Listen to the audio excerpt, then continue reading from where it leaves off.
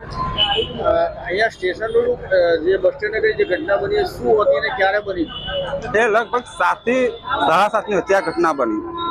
હું medical shop પર બેઠો હતો ત્યારે આ ઇલેક્ટ્રિક થાંભલો જે સ્ટેશનની મેન વિસ્તારમાં થાંભલો પડ્યો. આમાં એક પીપલગના નિલેશભાઈ ધોબી કરીને વ્યક્તિ છે, એમને આંખ ઉપર ઈજા થઈ છે. અમે આ જોયું જાણ્યું, હવે તૈયારમાં 108ને ફોન કર્યો. ત્યારબાદ જીબીમાં પણ ફોન કર્યો. એ લોકોની ટીમ આવી ગઈ છે અને 108 પણ આવી ગઈ અને એમને એ ભાઈને દવાખાને પહોંચતા કર્યા છે. અને એ થાંભલો એની મને કમ્પ્લેટ હતો, પણ પવન આવતા થાંભલો પડ્યો છે અને મેન રોડ પર પડ્યો અને એ પડતા જ એક વ્યક્તિની ઈજા થઈ, જે પીપલગના વ્યક્તિ છે, નિલેશભાઈ ધોબી એમનું નામ છે. એમને આંખ ઉપર વાગ્યું છે. લગભગ 5 થી 7% આવવાની શક્યતા છે.